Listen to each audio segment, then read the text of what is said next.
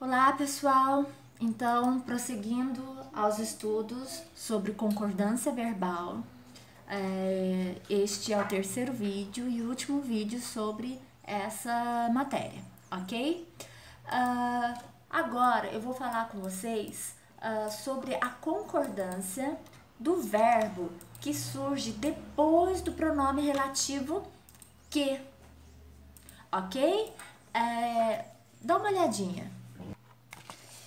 Concordância do verbo que surge após o pronome relativo que. Nesse caso, gente, o verbo que surge após o pronome relativo que concorda com o antecedente do pronome que. Olha lá, sou eu que organizo a festa. O que temos antes do que? Antes do pronome relativo que? Nós temos o eu. E o que eu falo? Eu organiza, ou eu organizo? Eu organizo. Então, quando tiver um verbo depois do pronome que, o verbo concorda com o antecedente desse pronome. Sou eu que organizo a festa, ok? Muito bem. Vocês compreenderam? Então, assim, em construções frasais, com presença do pronome que, o verbo que surge após ele concorda com aquilo que há antes dele, tá? Sou eu que organizo a festa. Eu tenho o pronome eu antes do que. Qual que é a conjugação correta? Eu organizo, então sou eu que organizo, tá? Isso não é flexível, isso é inflexível, é dessa forma, portanto, ok? Aí, pessoal, nós vamos encontrar a mesma estruturação, só que no lugar do que nós vamos encontrar o pronome quem. Aí muda de figura, tá? Dá uma olhadinha. Concordância do verbo que surge após o pronome relativo quem. Repetindo que eu gaguejei muito. Concordância do verbo que surge após o pronome relativo quem. O que acontece? O verbo concorda com o antecedente do pronome quem ou fica na terceira pessoa do singular. Exemplo, sou eu quem organiza ou então sou eu quem organizo.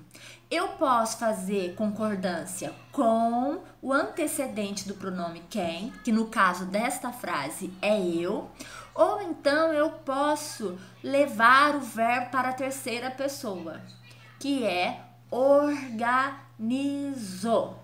Mentira, organiza. Então, eu organizo, ele organiza. Sou eu quem organiza e sou eu quem organizo. Tanto faz. Somos nós quem organizamos ou somos nós quem organiza? Tanto faz. Ok, gente? Então, assim, ó. No caso do que, eu tenho que obrigatoriamente olhar qual que é o antecedente, qual que é o vocábulo, o termo, o pronome que está antes do que para fazer a flexão correta do verbo depois do que. Com quem, eu posso flexionar o verbo com aquilo que tem antes do quem ou levar o verbo para a terceira pessoa do singular, tá? Sou eu quem organiza, ele organiza, ela organiza. Ou eu posso dizer, sou eu quem organizo, porque eu organizo. Tanto faz. O quem, ele tem essa flexibilidade, tá? Muito bem. Nós temos a expressão um dos que ou uma das que. E aí, também há regra para o emprego do verbo que está relacionado a essa expressão. Vamos dar uma olhadinha. Concordância do verbo depois da expressão um dos que ou então uma das que. O que acontece? O verbo pode ficar no singular ou ir para o plural. Graciliano Ramos é um dos escritores que mais me agrada ou é um dos escritores que mais me agradam? Algumas pessoas que acabam estudando a gramática normativa de maneira parcial ou então só faz uso de um único material, porque a língua portuguesa ela é tão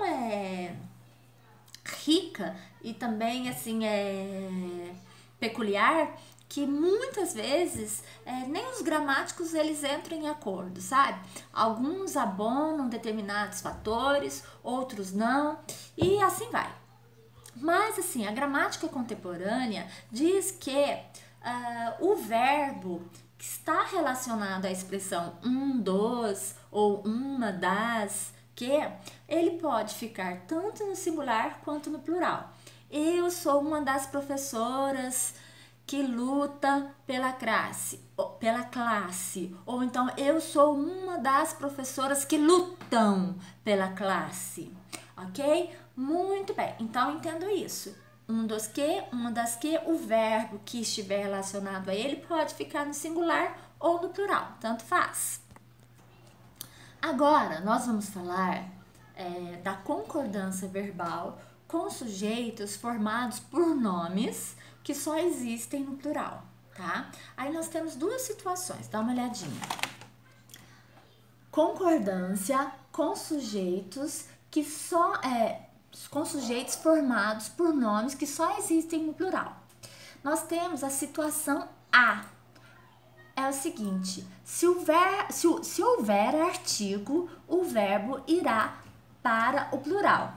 Olha lá a frase. As Minas Gerais respondem por 50% da produção brasileira de café.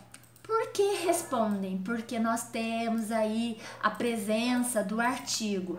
Veja bem que eu negritei e sublinhei o artigo as e o verbo responder, para identificar que responder só foi para o plural porque o nome Minas Gerais está acompanhado do artigo. Outro exemplo, os Estados Unidos promulgaram sua Carta Constitucional. Olha lá, os Estados Unidos, o nome o nome Estados Unidos está acompanhado também de artigo. E aí, esse os na frente de Estados Unidos faz com que eu coloque o verbo promulgar no plural, ok? No plural. Os Estados Unidos promulgaram. Muito bem. Ok? Então, concordância relacionada a nomes que existem só no plural. Estados Unidos, Minas Gerais.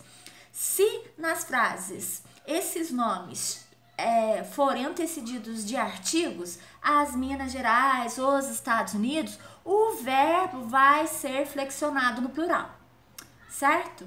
Só que tem outra situação e a gente vai ver agora. Seguinte, os nomes, eles podem surgir sem artigo, sem a companhia de artigo. Aí, a concordância verbal é outra, tá? Vamos ver os exemplos. Situação B. Se não for precedido de artigo, o verbo ficará no singular. Exemplo. Minas Gerais responde por 50% da produção brasileira de café. Minas Gerais responde. Por que singular? Porque não há artigo. Estados Unidos promulgou sua Carta Constitucional em 1787. Por que promulgou, né? Porque Estados Unidos não tem a presença de artigo. Mas eu tenho uma observação. A tendência atual, principalmente na imprensa, é empregar o verbo no plural, mesmo que o nome não seja precedido de artigo. Por exemplo, Estados Unidos da América fazem primeiro transplante de fígado entre pacientes com HIV. Não tem artigo, mas o jornal ali na manchete de uma determinada notícia, o verbo foi colocado no plural. Aí eu falo assim, é um texto formal? é um texto não jornalístico, sigam a regra da norma padrão, tá? Mas vocês vão perceber que na mídia, no campo jornalístico, eles estão desfazendo essa regra, né? Com ou sem o artigo antes dos nomes, o verbo está sendo colocado no plural. Pode ser que as próximas gramáticas de bons gramáticas, de pessoas que entendem do assunto, já fala que essa regra foi desconstruída e que agora é assim que se faz uso. Mas a gramática normativa, ela induz, ela sugere que quando houver o artigo antes do nome, coloque o nome que ele é antes do nome que está no plural, verbo no plural. Se não tem artigo, verbo no singular. Muito bem. Agora, outra situação. Há obras, né, literárias cujo nome está no plural. E aí, existe uma regra específica de concordância verbal quando o sujeito é nome de uma obra artística. Vamos entender melhor. Concordância quando o sujeito é nome de uma obra artística. Nesse caso, pessoal, o verbo poderá ficar no singular ou ir para o plural. Vamos pegar como exemplo Os Sertões, que é um livro do escritor e jornalista brasileiro Euclides da Cunha, publicado em 1902. É considerado como o primeiro livro-reportagem brasileiro, tá? Então, olha lá, eu posso usar o verbo tanto no singular quanto no plural. Os sertões apresenta ou então apresentam um relato da campanha de Canudos. Então, se vocês forem citar uma obra cujo nome está no plural, quando vocês forem se referir a essa obra, o verbo, né, ligado a ele pode ficar no singular ou no plural. Os Sertões apresenta um relato da campanha de Canudos, ou então Os Sertões apresentam um relato da campanha de Canudos. Belezinha? Muito bem. Muito bem, pessoal. Aí, o que acontece? Nós temos, na língua portuguesa, substantivos coletivos, certo? Que são palavras que, embora estejam no singular, elas dão ideia de grupos, né? E aí, o que acontece? Apesar de um substantivo coletivo transmitir a ideia de mais de um elemento, mais de duas pessoas, de um grupo, o verbo ele fica no singular. Para entender melhor, eu vou dar esse exemplo. Concordância quando o sujeito é formado por substantivo coletivo.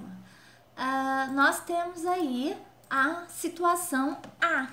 A situação A é o seguinte: se o coletivo não for seguido de uma expressão no plural, o verbo obrigatoriamente ficará no singular. Exemplo: a multidão aplaude o presidente durante o discurso. Multidão não tem uma expressão no plural, não tem um determinante, então o verbo obrigatoriamente fica no singular. Situação B. Porém, se o coletivo for seguido de uma expressão no plural, o verbo ficará no singular ou irá para o plural. Quem decide? O falante, o enunciante, o autor, o enunciador. Ok, gente? Então, vamos lá. Exemplo. Um bando de cientistas de um instituto japonês conseguiu ou conseguiram fabricar pele de ratos usando células troncos dos bichinhos. Olha lá, um bando. de cientistas. Eu posso concordar o verbo conseguir com um bando. Se isso ocorre, percebam que o verbo conseguir vai ficar no singular. Eu coloquei as duas expressões em vermelho. Isso é mais ou menos um vermelho. Agora, eu posso fazer a concordância com de cientistas. Se eu optar por de cientistas, eu vou levar o verbo para o plural, porque cientistas está no plural, ok? Um bando de cientistas de um instituto japonês conseguiu, ou um bando de cientistas de um instituto japonês conseguiram. Então, pessoal, é questão de escolha do enunciador, tá? Muitos estudiosos dizem o seguinte, que a escolha, às vezes ela é feita pela ênfase que se quer dar, às vezes quer dar ênfase ao grupo que está realizando a ação, né? Então, um bando de cientistas conseguiram, porque quer dar ênfase aos profissionais cientistas, ok? Estamos quase no fim. Mais uma regra. Pessoal, a próxima regra, ela está selecionada... Ai, tem um recadinho aqui, tá. A próxima regra, ela está selecionada... Selecionada é louca, porque eu me dispersei aqui com a mensagem. A próxima regra está relacionada ao emprego de pronome de tratamento acompanhados de vossa. Vossa Excelência, Vossa Majestade, tá? O vossa, ele é um pronome de tratamento referente à segunda pessoa do discurso, né? Eu, tu, ele, nós, vós, eles. Está lá no vós. Só que, embora se refira à segunda pessoa do discurso, a pessoa com quem eu falo, Vossa Excelência, o verbo, ele é conjugado na terceira pessoa do discurso, né? Ele e ela, o eles e elas. Vamos prestar atenção? Dá uma olhadinha. Concordância verbal com sujeitos formados por pronomes de tratamento acompanhados de vossa ou vossas. Apesar de vossa estar relacionada a que a segunda pessoa do discurso, o verbo é conjugado quando? Como? Na terceira pessoa do discurso. Aí nós temos uns exemplos. Olha lá. Vossa Excelência muito contribuirá aqui. Contribuirá está conjugado na terceira pessoa do discurso. Ele contribuirá, ela contribuirá, e Vossa Excelência se refere à segunda pessoa do discurso. Então, gente, nada de tentar inventar. Por exemplo, Vossa Excelência contribuirá aqui. Não, o verbo ele é conjugado na terceira pessoa. Outro exemplo. Quão excelentes são vossas excelências? É uma frase interrogativa. Quão excelentes são vossas excelências? Aí, gente, olha lá, o verbo ser está conjugado na terceira pessoa do discurso. E não sois, né, que está se referindo à segunda pessoa do discurso. Ok? Pronomes de tratamentos acompanhados com vosso, Vossa Excelência, Vossa Majestade. É até mais fácil para vocês. O verbo é conjugado na terceira pessoa. Uma coisa que eu quero destacar para vocês, não se esqueçam que Vossa Excelência é quando eu estou falando com a autoridade. E Sua Excelência é quando eu estou falando sobre a autoridade. Então, assim, ó, Vossa Excelência está muito bonito hoje. Muito bem. Agora eu quero comentar sobre uma autoridade. Sua Excelência está muito bonito hoje. Não se esqueça desse detalhe que é questão de prova, de concursos. Ok? Muito bem. O que eu vou falar agora, acho que é a minha última dica.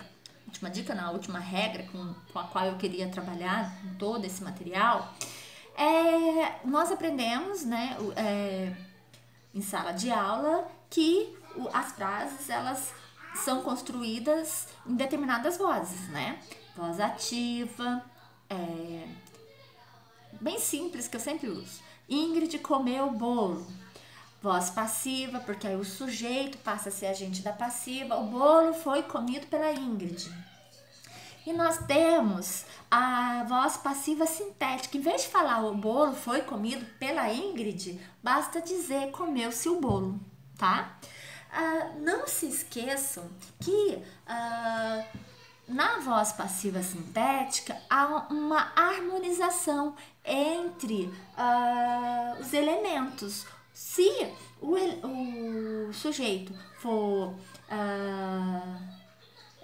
singular, o verbo é singular. Se for plural, o verbo ficará no plural, ok? Então dá uma olhadinha para vocês entenderem. Formação da voz passiva sintética. A voz passiva sintética, também chamada de voz passiva pronominal, devido ao uso do pronome ser, é formado por verbo conjugado na terceira pessoa no singular ou no plural, pronome apassivador ser mais sujeito paciente. Então, exemplo: tomou-se o café de manhã logo cedo. Se fosse na voz ativa, na voz passiva analítica, seria assim: o café foi tomado logo, o café da manhã foi tomado logo cedo. Mas eu quis sintetizar, encurtar essa construção. Tomou-se o café da manhã logo cedo. O café da manhã é uma expressão no singular, portanto, o tomar ele fica no singular. Mais exemplos. O verbo, só para reforçar, deve, portanto, o verbo deve, portanto, concordar com o sujeito paciente. Assim, sujeito no plural, verbo no plural. Sujeito no singular, verbo no singular. Acompanhe mais alguns exemplos. Olha lá. Invadiu-se o supermercado. Por que invadiu-se? Porque o supermercado é singular. Alugam-se casas. Por que alugam-se? Porque casas são alugadas, ok? Entregaram-se os quadros. Por que entregaram-se? Porque os quadros foram entregues. Destruíram-se os barracos. Por que destruíram-se? Porque os barracos foram destruídos. Vocês podem passar para a voz passiva analítica, aquela que é composta de um verbo de ligação, e perceber que esse verbo de ligação acaba ficando no plural. E se na voz passiva analítica fica no plural, obviamente na voz sintética fica no plural e vice-versa. Se na voz passiva analítica fica no singular, na voz passiva sintética, aquela que é acompanhada de um verbo seguido de do pronome ser e do sujeito paciente, também fica. Ok, pessoal? Bom, é mais ou menos isso as regras de concordância verbal. Não dava para trabalhar em um vídeo só, porque se estende muito. Qualquer dúvida, por favor, comentem aqui, me chamem no WhatsApp, no privado, me chamem no Skype, anota para me fazer a pergunta no próximo plantão de dúvidas, ok? Perdão por qualquer coisa, muito obrigada como sempre e até a próxima.